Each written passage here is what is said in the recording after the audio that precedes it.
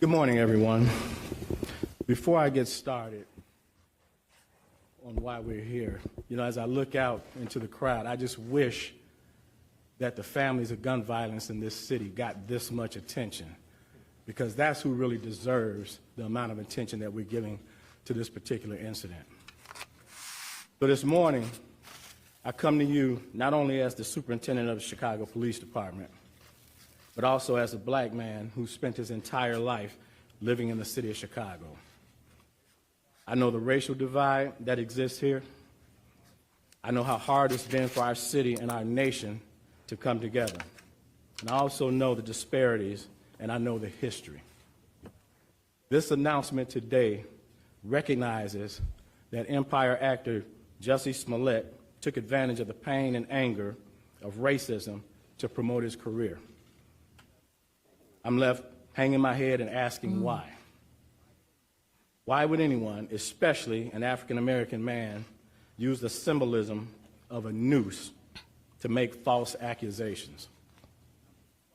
How could someone look at the hatred and suffering associated with that symbol and see an opportunity to manipulate that symbol to further his own public profile? How can an individual who's been embraced by the city of Chicago turn around and slap everyone in this city in the face by making these false claims? Bogus police reports cause real harm.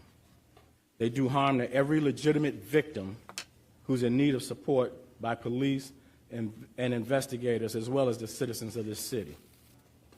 Chicago hosts one of the largest pride parades in the world, and we're proud of that as a police department and also as a city. We do not, nor will we ever tolerate hate in our city, whether that hate is based on an individual's sexual orientation, race, or anything else. So I'm offended by what's happened, and I'm also angry. I love the city of Chicago and the Chicago Police Department, warts and all. But this publicity stunt was a scar that Chicago didn't earn and certainly didn't deserve. To make things worse, the accusations within this phony attack received national attention for weeks. Celebrities, news commentators, and even presidential candidates weighed in on something that was choreographed by an actor. First, Smollett attempted to gain attention by sending a false letter that relied on racial, homophobic, and political language. When that didn't work, Smollett paid $3,500 to stage this attack and drag Chicago's reputation through the mud in the process. And why? This stunt was orchestrated by Smollett because he was dissatisfied with his salary. So he concocted a story about being attacked. Now, our city has problems. We know that. We have problems that have affected people from all walks of life, and we know that. But to put the national spotlight on Chicago for something that is both egregious and untrue is simply shameful. I'm also concerned about what this means moving forward for hate crimes.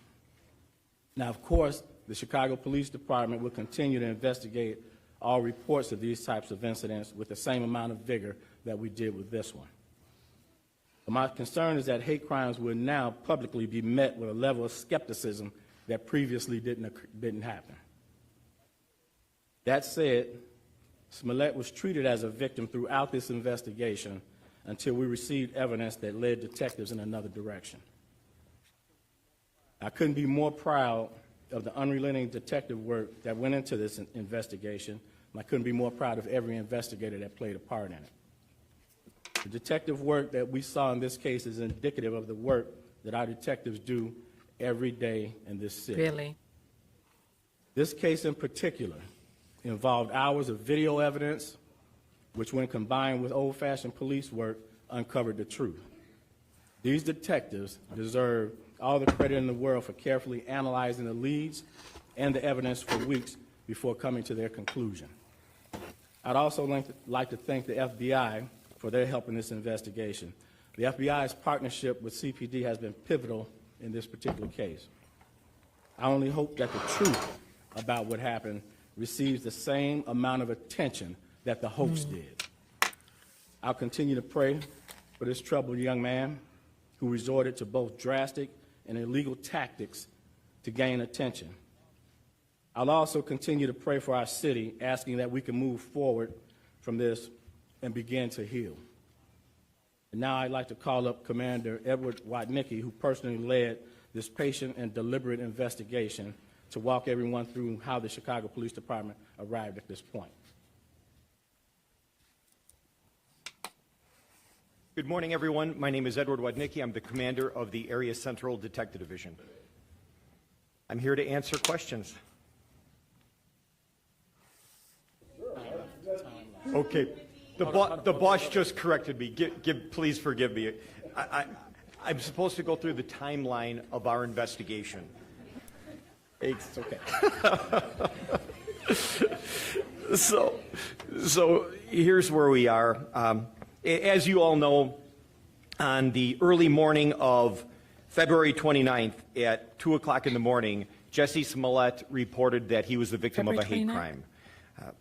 Detectives responded to the incident and interviewed him eventually at Northwestern Hospital, where he reported to us that the two offenders yelled racial and homophobic and political statements at him and beat him, put a noose around his neck, and threw bleach on him, and then fled from the area. We learned at the time that Jussie was not hurt, other than scratches on his face, maybe some bruising, but no broken ribs or serious injuries. So we started a full-scale investigation into this hate crime, a very serious crime anywhere. We quickly found two persons of interest on video that we believed were the likely offenders in this case.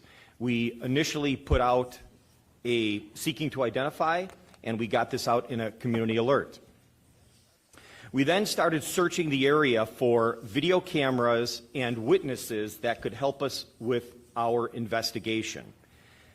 During that time frame, we interviewed over 100 individuals in a canvass of the area and a follow-up canvass as our investigation expanded. We located approximately 35 of our Chicago Police pod cameras in the area and in the areas that we determined these two persons of interest fled. We additionally found over 20 private sector cameras, and I got to say that was super useful in this investigation. The city came together to investigate and help the police with this crime. It was because of these pod cameras, our investment into technology in the city of Chicago, and the great assistance from the community in giving us those other cameras that led us to a really solid timeline of where our two persons of interest went. So in short, we were able to track them initially forward. So after the crime, we were able to see that they fled in a particular direction and eventually got into a cab.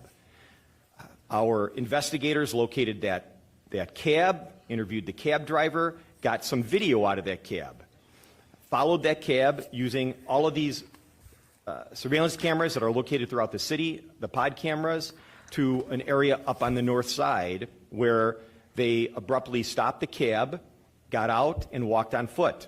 Again, the community came together to provide us with security footage from their private cameras. So at that point, we then started tracking these two persons of interest backwards to where they came from. So we followed them walking around and eventually back to where they had gotten out of a cab. So that was another individual that we had to interview and another individual where we sought video. We continued to track that cab back to the point where the cab was tracked down by our two persons of interest in a rideshare car. We then followed up on the rideshare, and that was the lead that we needed in order to identify the two persons of interest. At that point, we had a real good timeline of where these two people went. We were able to put a name to both of these individuals, and it was at that time that we started looking at where they went right after this event. We tracked them to going to O'Hare Airport and jumping on a flight to Nigeria. Our investigation led us to determine that they had purchased a round-trip ticket with them returning to Chicago on the 13th, so approximately 2 weeks after the incident. So that gave us a couple of weeks to try to continue to follow up on any investigative lead, any investigative lead that would help us try to determine what happened in this incident. So while we were waiting for them to return, we executed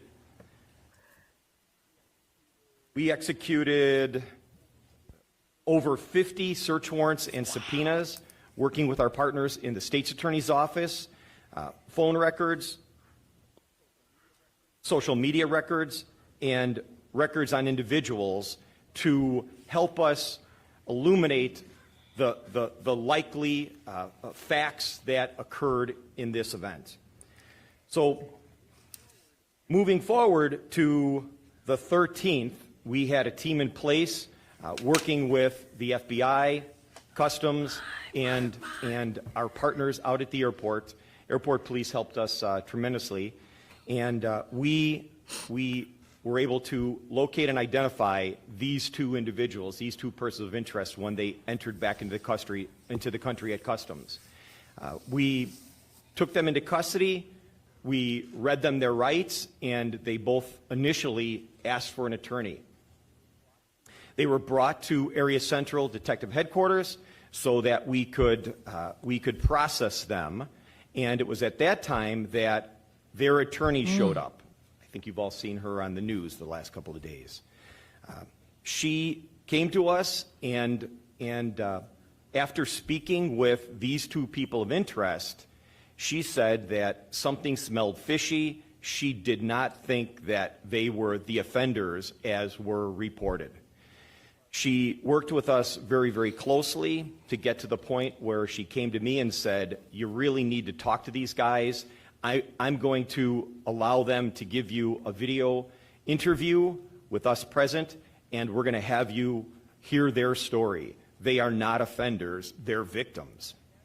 It was at that time that this investigation started to spin in a completely new direction. You've heard some of the statements that their lawyer, Ms. Schmidt, has made, and it was at that time that we took the information that these two individuals provided to us, and we substantiated the timeline and the details that they gave to us in this interview. We were able to substantiate those things.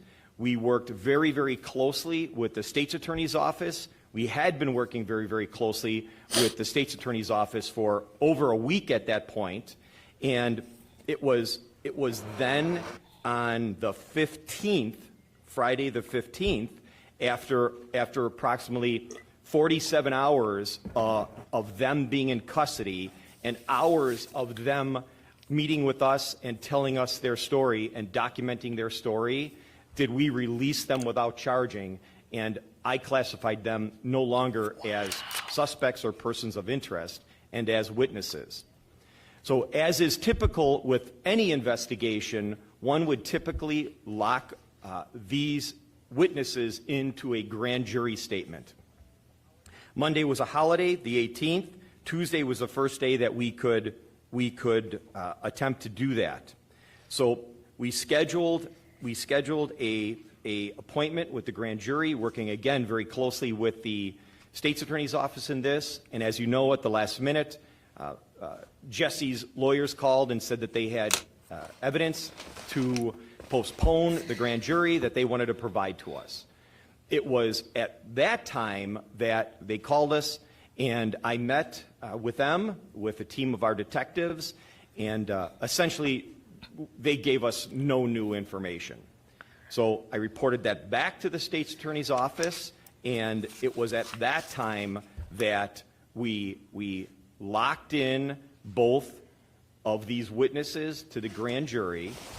I'm told they did an excellent job, and then the state's attorney's office approved charges against Jussie for the Class 4 disorderly conduct false police report. We met with Jussie's attorneys, and we arranged for him to turn himself in, and as you all know, he turned himself in at 5 o'clock this morning in the 1st District in Chicago. Today at 1:30, Jussie will be going in front of a bond court judge, and the bond court hearing will be conducted at 26th in California.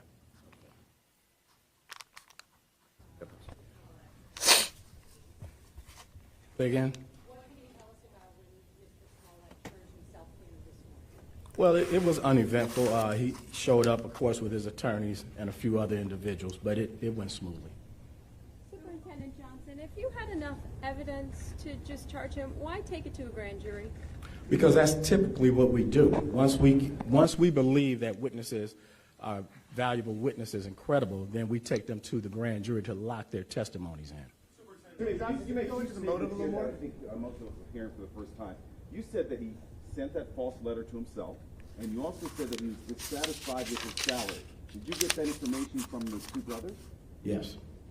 Who were the subpoenas and search warrants issued against?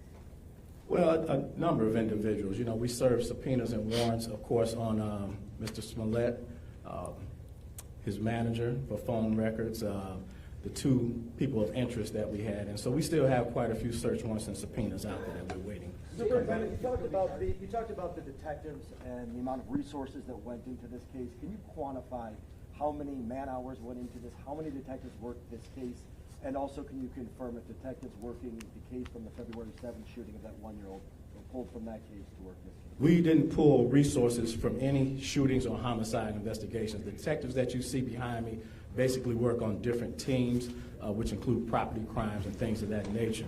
We don't have the exact numbers yet, but let me just tell you about this.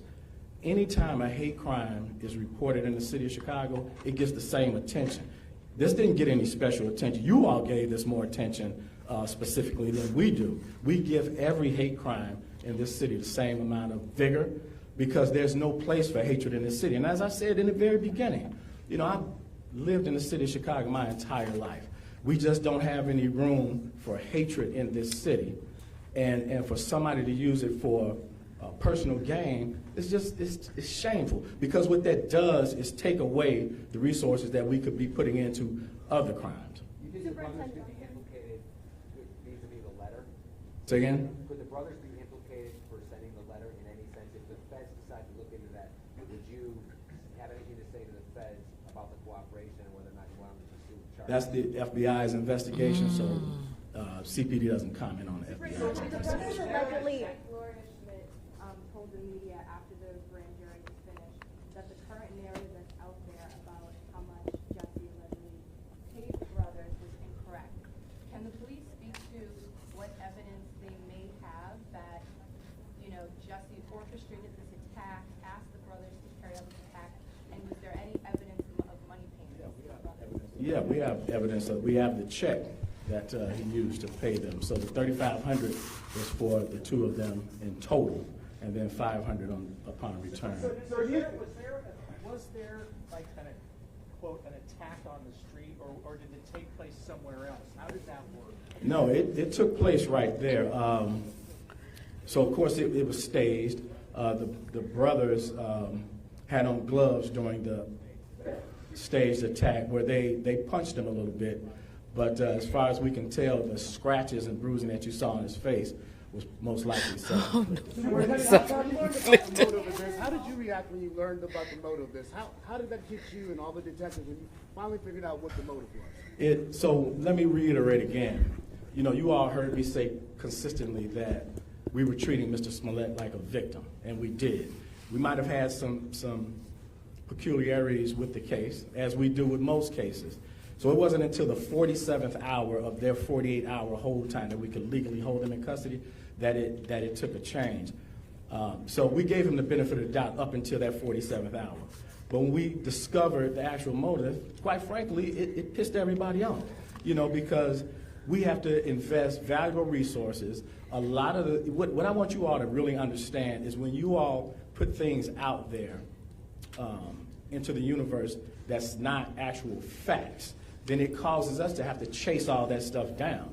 Those are resources and time spent that we'll never get back, that we could utilize for another investigation. And let me be clear about something. The shootings and homicides in this city were not impacted at all by this particular investigation. And again, we give the same amount of resources to every hate crime that's reported. Okay. Superintendent Johnson, how many other people were involved in this? Was the attack purposely done out of camera? Did they know where the cameras were? I think that they knew where that one camera was, but unfortunately it didn't capture the event. So I believe that Mr. Smollett wanted it on camera, but unfortunately that particular camera wasn't pointed in that direction. You said that search warrants were executed on Mr. Smollett's manager. Is the Chicago Police Department looking at Mr. Smollett's manager? No, not at this time. Mr. Smollett said that he was on the phone with his manager at Yes. the time. Was the manager, Brendan Moore, involved with this? Did he know it was a ruse? He was on the phone, but whether or not he knew it was a ruse, we can't speak to right now. Are you interviewing him?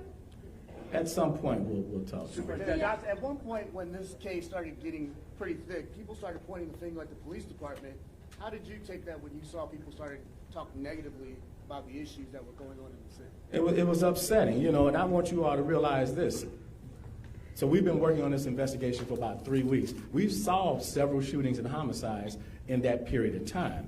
So we don't take away resources from violent crimes of that nature just because this person is a celebrity. Again, you all gave this a lot more attention than it probably deserves. So when you get the opportunity, the shooting victims and families in this city that are victims of those crimes, give them the same amount of attention. This shouldn't have garnered the attention that it did, but it did because of his celebrity status. The others allegedly practiced the hate crime before it actually happened. So if that was the case, why are they not being charged? Or in that situation, should they be charged? How are you guys figuring that out?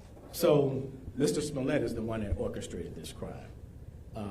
They became cooperating witnesses in the 47th hour of their 48-hour hold time. So now they are witnesses to what he did. So he has to be accountable for what he did. He orchestrated this. Does being accountable mean you should have to pay all the money back? That was massive investigation. Well, I think that's a subject for another day, but of course, it's because of what he did that we had to invest all these resources. Superintendent, did Kim Fox? He hasn't made any statements at this time. Do you have text messages? No. Do you have text messages between? Kim Fox's decision to recuse herself affect the speed in solving this case or bringing charges? No. Kim Fox and I, you know, look, I'm the police superintendent. She's Cook County State's attorney. So we talk almost every day about different cases. So the fact that she recused herself didn't impact the case at all. Did she drag her feet in any way? Say again? Did she drag her feet on this in any way? Listen, we have a great relationship with our federal partners, and we certainly need to have a good relationship with our state's attorney's office, which we did. So again, you all have to remember the erroneous rumors and innuendo that was put out there in the beginning was just that. This investigation didn't turn in the direction of Mr. Smollett being a defendant until the 47th hour that we had those two individuals in custody. So one more hour, we would have had to let them go. We may not be here today. So the state's attorney didn't drag anything. We needed to put the case together. These things take time. This isn't TV. Okay? This is real life. So it takes time. Do you have text? Superintendent, there were a lot of leaks in this case. Was that intentional at all? Well, who's to say the leaks came from us? Just because there are leaks out there doesn't necessarily mean it came from CPD. You know, I heard particular things that were out there that I knew was simply untrue. So it doesn't mean it came from the police department. Do you have text messages or other exchanges between the brothers and Jussie? We have the phone records that clearly indicate that they talked to each other quite a bit before the incident, after the incident, and while they were out of the country. Jussie and the brothers, you mean, the phone records? Yes. That's what you're referring to. Yes. Superintendent, do you know that Smollett tried to make contact with the brothers after the attack? You mean right after, like moments afterwards? After the attack, or attempted to make contact and then followed it? Yeah, I just said. So we know that they talked at least an hour or so before the attack, an hour or so after the attack, and then while they were out of the country. Superintendent, do you know if Jussie tried to recruit any other people to stage this attack, or were the brothers his first choice? I don't know if they were his first choice, but that's who ultimately did it, but we don't have any evidence to suggest that. Why did you choose them? That the brothers might be victims in this? What did you mean by that? That the brothers might be victims? Yeah, were they coerced somehow or manipulated or how would you describe them? I think that's what the commander said. Boss, I think that I think the fact that this was staged and that Jussie hired these two guys to stage this for his benefit and then spin this into a criminal investigation put them in a really tough spot as well, to the point where now they were arrested for a hate crime. And only because of just the incredible work by the entire team did we get to the point where we were able to get the truth from them, and now we are where we are today. Commander, why did Smollett hire those two brothers? I mean, you described like what their relationship was, like how close they were. Smollett was with those two brothers. Yeah. So one of the brothers worked on Empire, so they had a relationship, an association. So he probably knew that he needed somebody with some bulk, and he knew them. They had a previous relationship, so that's probably the only reason he chose them. Sir, How quickly? Did you see Jussie's interview on Good Morning America? Good Morning, America. Good Morning Yeah. Yes. ABC. Did you see the interview on ABC? I didn't see I didn't see the entire thing. I saw a couple of parts of it, and to be quite honest, it's just shameful, you know, because it painted this city that we all love and work hard in a negative connotation, you know, to insinuate and to stage a hate crime of that nature when he knew as a celebrity it would get a lot of attention. It's just despicable, you know. It makes you wonder what's going through someone's mind to do something like that. So yeah, I saw a couple of parts of it, and I was angry by it, to be quite honest. How quickly did you all know that this? They took a ride share to the crime, or on the way to the crime, then they took a regular yellow cab afterwards. Yeah. If it wasn't for the ride share, which you have a profile for it and has your identity, would you guys been able to figure out who these guys were? Well, you know what, that certainly helped, and you know, their account information on that really pinpointed who they were. But who's to say whether or not we would have or not? You know, let me tell you this: these individuals you see standing behind me, the detectives in Chicago, in my opinion, are probably some of the best detectives in this country. So I have no doubt that they would have gotten to the bottom of this. You know, is that? Okay. So how quickly? That's last call. How quickly after this crime was reported that you all figure out or think that something doesn't add up? Well, to be perfectly honest, from the very beginning we had some questions about it. But as I said, we gave Mr. Smollett the benefit of the doubt all the way up until that 47th hour of the 48 hours we could hold those two individuals, because we just didn't have the total package to support that it was a hoax. So when you heard me coming out saying we are treating him like a victim, that was the truth, because at that time, that's what he was. And I think anybody that reports a crime deserves the Chicago Police Department to treat them in that fashion until we have solid evidence to prove otherwise. Way in the back. The brothers were obviously advised by the check, but did they indicate anything else that made them do this, why they agreed to do it, and what they thought the outcome would be? Well, you know what? They did it because of the financial aspect of it. Now, whether or not they knew the whole thing would go the way that they did, and I can tell you all with 100% certainty, the way that they carried this out, there was never a thought in their mind that we would be able to track them down, because these detectives, they put in intense work and just great work, and I cannot say how incredibly proud I am of them for the work that they put into it. But that's just an example of the work that they do every day that just goes unreported because it doesn't get the media attention that this particular case got. But it was financial gain. Superintendent, so Last the one, question. did Good Morning America play any role in the investigation in that Jussie essentially identified who these brothers were? Well, he identified who those two individuals were. You know, we knew that then. He didn't know that we knew. But yeah, he helped us out when he identified them. He identified. Can you identify the brothers specifically? How was it? When was it in the investigation when you realized their names and who they were? Was it when you tracked? That was after the rideshare? rideshare account. Yes. So what day was that? Where was that? Remember what day it was. Superintendent, the one piece of evidence then just confirming that he wanted was not found on camera, the roughhousing, the minor, the stage beating. It's not on camera anywhere. That was the one piece. We have about, I would say about 2 hours of footage back and forth, and those few minutes were not on. You meant. Say again? We don't know. Yeah. Okay. Thank you all. More detail about the 47th hour? Just to, Say again? can you go into a little bit more detail about what it was in the 47th hour that? Well, that's at the 47th hour is when the two brothers decided, like the commander reiterated, that with the help of their lawyer, they decided to confess to the entirety of what the plot was. Eddie, Andre Smith, is there racism or discrimination? Say that again? You said you want Smollett to be held accountable. I'm curious, what is justice in your eyes? Absolute justice would be an apology to this city that he smeared, admitting what he did, and then be man enough to offer what he should offer up in terms of all the resources that were put into this. Thank you. Superintendent, is there racism or discrimination within the Department of the Detective? Why ain't the South Side and the West Side and the Black community getting the same service? Why 24 detectives for this service? My. You know something that was juicy? Oh my goodness, I don't know what to make of this. I need your thoughts.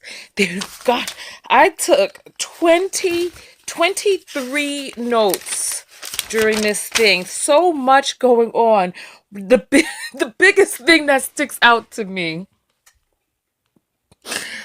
is that Jussie must have something's going on with this man mentally, that he would create these fake notes and all this other stuff. When I went into this press conference, I didn't know that the police had evidence of any. Oh, I think the most damning thing is he paid by check.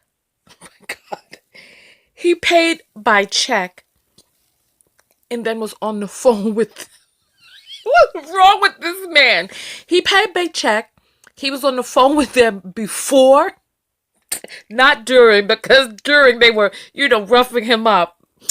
And then after and while they were in Nigeria. So the people, but then this is the thing. Okay. All right.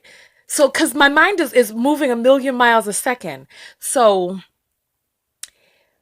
those guys, they went to the shop and bought like masks and stuff. Because I'm like, if the attack is not on camera, then how do we know that the $3,500 that he paid them was for the attack and not for some personal training? From what it is that I heard from some of the reports, one of the guys was his personal trainer. And so I'm like, how do we know that the payment was not for personal training? But then they are seen on camera at the convenience store or the beauty supply store buying MAGA hats and masks and all of this other stuff. Lord have mercy. One of the things that I thought was really inappropriate during this press conference is them constantly saying, oh, what he did to besmirch Chicago. Oh, then he wants an apology for Chicago and all this other stuff. And then they're claiming that the same resources that went into this. I'm hearing reports from somebody wrote on my wall today that there was a girl, she lives in Chicago. There was a girl who was raped in Chicago, and the guy who raped her was picked up on another charge and was inside the precinct, inside the police station, and they did not put two and two together. I guess they released the guy afterwards or whatnot, but it took months, almost a year, for her rape to be solved. But yeah, so there's some things that are not adding up for me. Oh, listen, Jussie's in trouble. FBI is involved. That's crazy. And then all of these resources, canvass the area, talk to 100 people, 35 pod cameras, 25 private sector cameras. The thing that got them, you go to commit a crime. Riding Uber, Lord have mercy. So listen, and one of the people asked if it wasn't for the rideshare company, so it was either Uber or Lyft, would they have found them? Because you know they got your credit card, they got all this, that, and the other. Would they have been found if they did not get an Uber? Oh, goodness. And then $3,500 to split between the two of them, and then $500 after. So that was $2,000 a piece, because that would have been $4,000 total. They say the man scratched up his own face. This is embarrassing. I don't know what to say about this. And then another thing, this is what I'm saying. What I thought was highly inappropriate. All of the leaks coming from the police department, them leaking. It's like they went into it with a particular point of view. Like the guy said, that they had questions, that they thought that they were speculating that this wasn't true. They had this vendetta because this is their city he's talking about. And then when have you ever heard of any investigation in Chicago where during the investigation, witness statements and the direction of the investigation is being leaked to the media and the public? Remember how like they were like, oh, these are the persons of suspect. Oh, the persons of suspect are saying that he paid them. Oh, this, oh, that. And I'm like, this whole thing just seemed really unprofessional. And then here we go with the, first of all, Class 4 felony for disorderly conduct and filing a false police report. And then it's the letter, mailing that letter, that made this a federal crime. Jussie is in trouble. And then so they're saying that the brothers are victims because they got paid to orchestrate this act and then get charged with a hate crime. That's deep. You know, and so their lawyers can spin this any number of ways. They can spin it that they didn't know that this was, first of all, there's no footage of them beating him up. Their lawyers can say, oh, well, you know, this was an audition for a role. And so he paid them, you know, $2,000 to audition for this role. And so they went out there, roughed him up a little bit, allegedly. And he was going to use this for, you know, let's say some guerrilla filming or some, you know, some project or something. So they can spin it into, because one of the guys was already an extra or an actor or whatnot. And so it can be spun. One of my colleagues I was talking to about this, who lived in Chicago for some time, feels that a part of the reason that this was so publicized is because Chicago is one of the hubs in the United States where a lot of filming is done. So they had a vested interest in protecting Chicago's good name because they received so much commerce from the film industry. This is very interesting. My full and total summation on the other end of this, personally, I think that this is bigger than Jussie. I don't think Jussie acted alone. You know, we know that there's a gay superhero that's supposedly coming out, a black gay superhero. And Jussie spent some time talking about how he's the gay Tupac, making special mention that he fought back. You know, where he messed up is he could have just done this as a crime. He could have not filed a police report. He didn't have to file a police report, right? He could have just done this, oh, I was beat up and I fought back or whatnot, right? He could have had somebody out there filming. He could have hired, if you paying $3,500 for two people to come beat you up, you could have gotten a person with a cell phone to, let's say they were walking the subways too, filmed it, you know, turned it into kind of like the intro for a gay man or whoever the comic guy's name is going to be. Let's say he's gay man. So gay man, and it could have been like, this could have been a moment for gay man. And then it could have turned into promo. Personally, I believe that this is promo gone wrong. They done went and they saw the Fire Festival, brouhaha, the whole documentary, and they know the power of social media once celebrity is attached. And they were like, oh, we're going to do this avant-garde thing. But it just turned into a puppet show because I don't know what the hell is going on here. So he done made up something. He done, something. I'm going to do another story, another thing. Because I want to show you guys. I want to show you the picture that this man Listen, the picture he sent to himself, the letter. But I'm going to get out of here because I want you all to be able to watch this video. Tell me your thoughts below. I don't know why I think this is funny. This is just not right. This is not sane. And this man has destroyed his career. Over what? He's destroyed his career. Oh, God. You know what? I guess after he done go to jail and get roughed up, he can come out and be gay man himself. Hopefully he'll be doing his push-ups in there. And then he could come out and be like, I'm gay man. I don't understand this. I don't understand. If you understand some of this, I want to hear your comments below. Because my mind is blown. My mind, poof. I can't believe this. None of it. Oh, TonyaTko, and I'm out. Go out there and love one another. Most importantly, love yourself. And love yourself enough not to get caught up in some boondoggle. When somebody mentions something is a good idea to you, and then the next thing you know, you done put your safety, your freedom, and your reputation on the line. Love yourself enough to know when to say no. Be like, listen, I understand this is your promo, but it is going too far. It's just freezing outside. I don't want to be beat up. These people pouring bleach on me, and then with the noose and everything. See, they took it into a whole, who knows whether or not the noose thing, that's just so embarrassing. That's the part right there. Because he messes it up for other people who are victims of hate crimes. This is just real sad. All jokes aside, look, love yourself enough not to get caught up in some damn boondoggle. That's the only thing I can think of. If you don't know what a boondoggle is, then look it up. It's just a foolishness, a foolish endeavor. Listen, TonyaTko, and I'm out. Peace.